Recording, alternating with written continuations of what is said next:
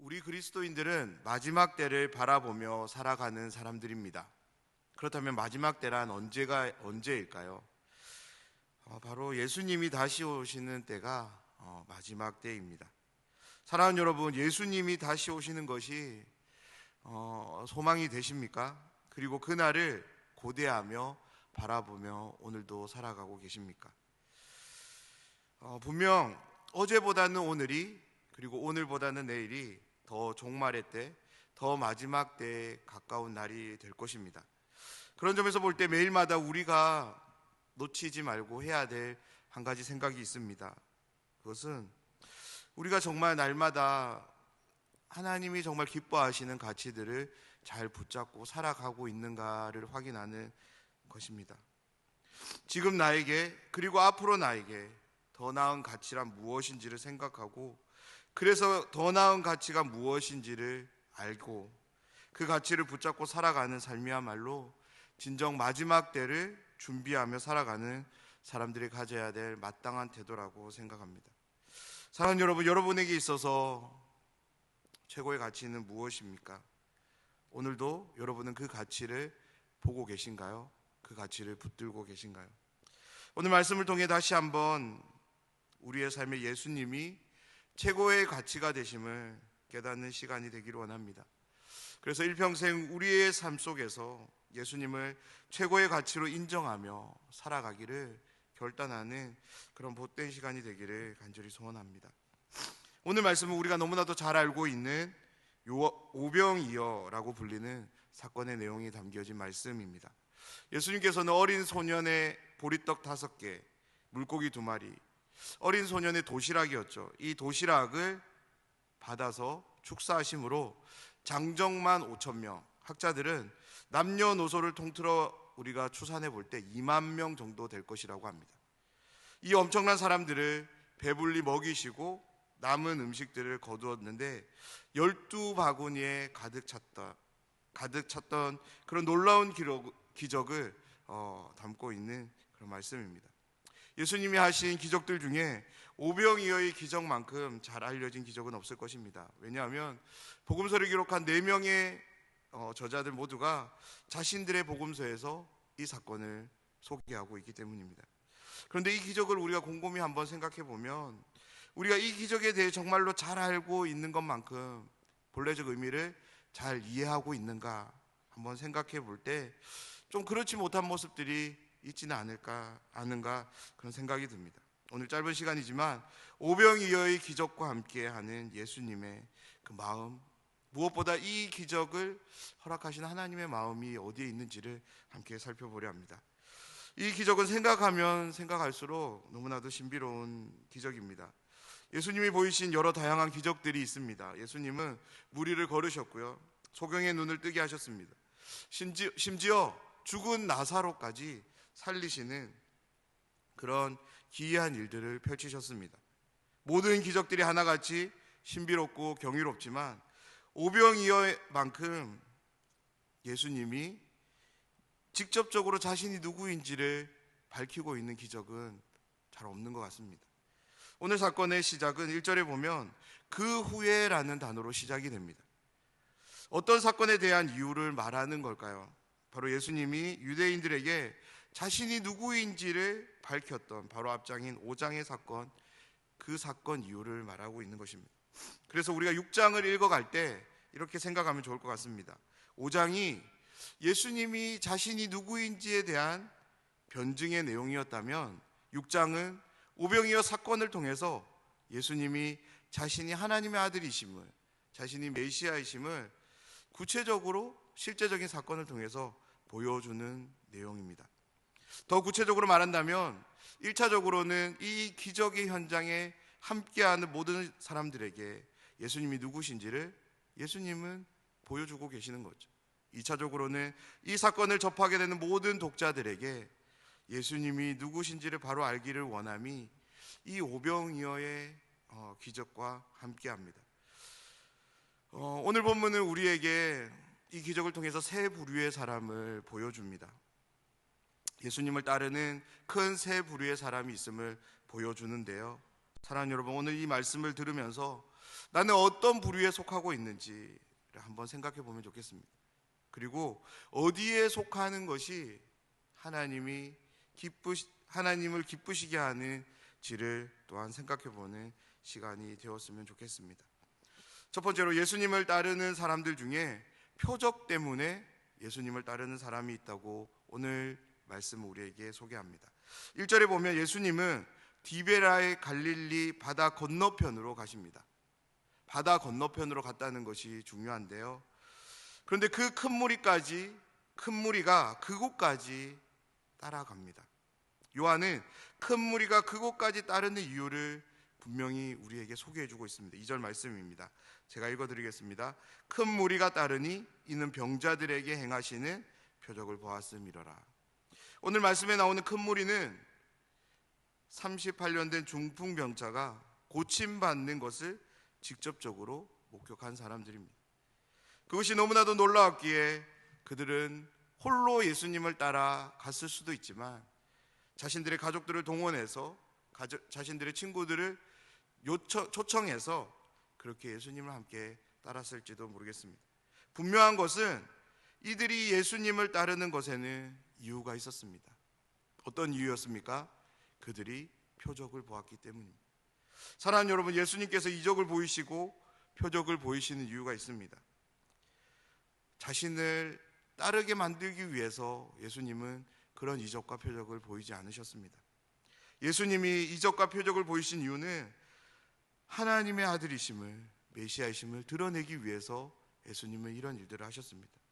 그 일들을 통해서 하나님의 나라가 지금 이곳에 임했음을 모든 사람들에게 알게 하기 위해서 예수님이 이적과 표적을 보이셨습니다. 예수님을 따름에 있어서 가장 중요한 것은 표적이 아닙니다. 그 표적을 통해서 예수님이 누구이신지를 바로 아는 것, 그 바로 알을 통하여서 예수님을 온전히 신뢰하고 믿고 따르는 것이 중요합니다. 두 번째는 예수님과 함께하고 있음에도 불구하고 예수님이 누구신지도 모르고 따라가는 사람들이 있습니다. 오늘 말씀인 6절을 보면 이런 말씀이 나오는데요, 제가 한번 읽어드리겠습니다. 이렇게 말씀하심은 친히 어떻게 하실지를 아시고 빌립을 시험하고자 하심이라. 아멘. 예수님은 자신과 함께한 제자들이 자신에 대해 어떤 생각을 가지고 있었는지가 늘 좀 궁금하셨던 것 같습니다. 물론 예수님은 제자들의 모든 생각과 마음을 훤히 들여다보실 수 있는 분이십니다. 하지만 제자들을 통하여서, 그들의 입술을 통하여서, 그들의 믿음을 통하여서 예수님이 어떤 분이신가에 대한 고백을 듣길 원하셨습니다. 바로 앞에 예수님은 38년 된 중풍병자를 고칩니다. 그뿐만 아니라 그 이전에도 정말 예수님이 하나님의 아들이심에 대한 많은 기적들, 표적들을, 그리고 무엇보다 예수님의 그 가르침을 통하여서 제자들은 충분히 경험했습니다. 그런데 여전히 그들의 마음속에 예수님에 대한 온전한 신뢰와 믿음이 없는 것입니다. 첫 번째로 예수님을 따랐던 큰 무리들은 표적을 보고 자신들의 삶을 버려두고 예수님을 따르는 것을 우리는 보게 됩니다. 그런데요, 이미 자신들의 삶을 버려두고 예수님을 따랐던 제자들의 모습은 여전히 예수님을 인정하는 믿음이 아닌 시험이 필요한 믿음임을 오늘 성경 우리에게 보여주고 있습니다. 예수님의 시험이 빌립을 향하는데요, 빌립뿐만 아니라 모든 제자들과 함께 하는 것 같습니다. 자신들에게 몰려든 사람들에게 먹을 것을 주고 싶었던 예수님은 빌립에게 이렇게 묻습니다. 우리가 어디서 떡을 사서 이 사람들에게 먹일 수 있겠느냐라고 빌립에게 묻습니다. 그때 빌립이 이렇게 대답합니다. 7절 말씀입니다. 빌립이 대답하되 각 사람으로 조금씩 받게 할지라도 200데나리온의 떡이 부족하리이다. 빌립의 대답이 무엇입니까? 가진 것에 비해 모여든 사람이 너무 많다는 거예요. 이 무리를 먹을 방법이 없습니다. 이것을 관용적으로 돌려서 말하고 있는 것이 빌립의 대답입니다. 옆에 있던 안드레도 이렇게 대답합니다. 필요한 것에 비해 가진 것이 너무 적다면서 이 무리를 먹일 수 없겠다라는 그 대답이 빌립과 안드레의 대답이었지만 예수님과 함께했던 제자들의 마음이었습니다. 제자들은 여전히 사람이 할 수 없는 일에 대해서 예수님도 할 수 없다라는 그런 입장을 내어놓습니다. 사랑하는 여러분, 이 말씀을 통해 우리에게 특별히 2022년 올 한 해 우리의 믿음이 예수님의 시험을 통과하는 그러한 한 해가 되기를 간절히 소원합니다. 어떤 상황 앞에서 주어지는 하나님의 물음, 예수님의 물음 앞에서 믿음이 답하는 길을 선택하여 그 길만을 걸어가는 우리가 되었으면 좋겠습니다.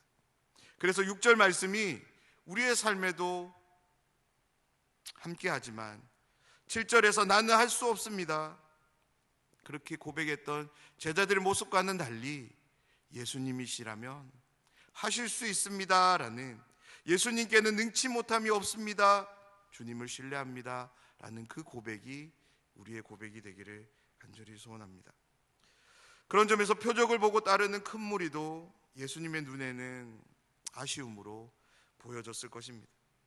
그런데 오랜 시간을 함께 했음에도 불구하고 여전히 그들의 마음속에 예수님에 대한 그 믿음과 신뢰보다는 시험이 필요했던 제자들에겐 더 큰 아쉬움으로 예수님께 전해졌을 것입니다. 그리고 마지막으로 세 번째 부류는 예수님의 표적을 보고도 오해하는 부류가 있습니다. 오병이어의 기적을 직접 경험한 큰 무리의 반응이 어떻습니까? 14절 말씀이 우리에게 소개하는데요, 그 사람들이 예수께서 행하신 이 표적을 보고 말하되 이는 참으로 세상에 오실 그 선지자라 하더라. 이 말씀까지는 문제가 없어 보입니다. 그런데 다음 15절에서 우리는 문제를 발견하게 됩니다. 15절 말씀입니다. 그러므로 예수께서 그들이 와서 자기를 억지로 붙들어 임금으로 삼으려는 줄 아시고 다시 혼자 산으로 떠나가시니라. 이 놀라운 기적을 보면서 몰려든 큰 무리는 광야에서 이스라엘 백성들에게 만나를 먹인 모세를 떠올렸을 것입니다. 그래서 흥분과 확신에 차서 이렇게 말했을 거예요. 참으로 세상에 오실 그 선지자라고.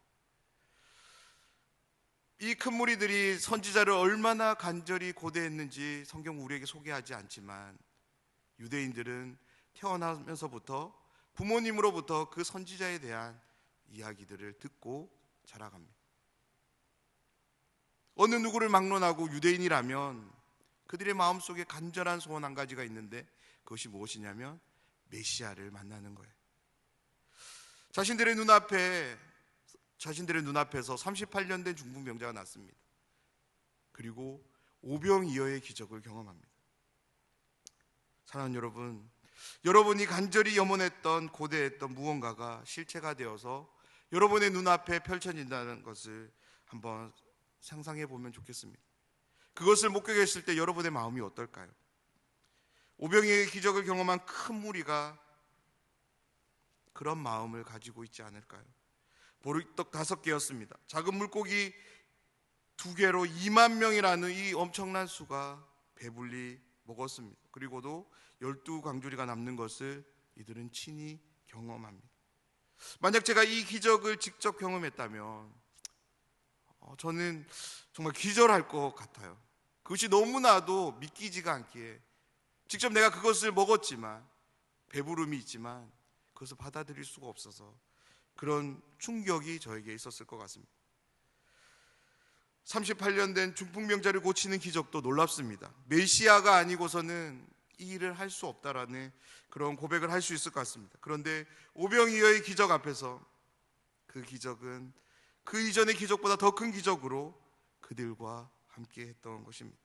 정말로 그 큰 무리 속에는 환희와 그 환희로 인한 광기가 가득했을 거예요. 오병이어는 그들에게 자신들이 그토록 고대했던 메시아, 유대의 민족을 구원할 정치적인 메시아로 보여지기에 정말로 충분했던 사건이었습니다.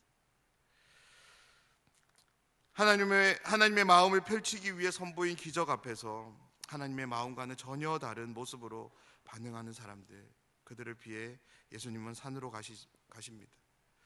주님이 산으로 가시면서 어떤 마음으로 가셨을까요?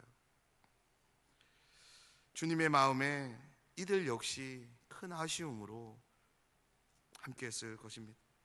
사랑하는 여러분, 여러분은 이 세 부류 가운데 어디에 계신가요? 혹시 어디에도 속하지 않고 계신가요?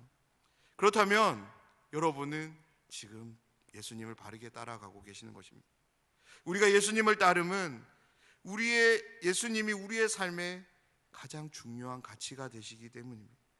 우리의 삶에 있어서 가장 소중한 것이 무엇입니까? 가장 가치 있는 것이 무엇입니까? 그것은 바로 생명입니다. 사랑하는 여러분, 여기에 계신 모든 분들은 예수님의 생명으로 살아가는 분들이심을 믿습니다. 예수님은 우리의 영원한 생명이 되시기에 우리의 최고의 가치가 되십니다. 예수님 왜 이 땅에 오셔야만 했을까요? 정말로 많은 설명들을 할 수 있습니다. 하지만 저는 예수님께서 우리들에게 생명을 주기 위해 이 땅에 오셨습니다라고 말씀드리고 싶습니다. 어떤 생명일까요? 하나님께로 나아갈 수 있는 생명입니다. 하나님을 생각할 수 있는 힘이고요, 하나님을 향할 수 있는 마음입니다. 하나님의 사랑을 깨달아 아는 생명입니다. 예수님의 사랑을 힘입어 누군가를 사랑할 수 있게 되는 생명입니다. 지금도 끊임없이 우리 영혼의 말씀으로 함께 하시는 성령 하나님, 그분의 호흡에 함께 할 수 있는 생명, 그 생명을 우리에게 주시기 위해 예수님이 이 땅에 오신 줄 믿습니다. 오병이어는 예수님이 누구신지를 보여줍니다.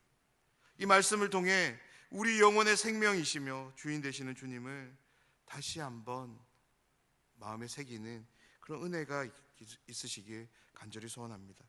그로 인해서 우리의 생애와 삶이 예수님을 온전히 신뢰하고 인정하며 나의 최고의 가치십니다라고 고백하는 그런 삶이 되기를 주님의 이름으로 축원합니다.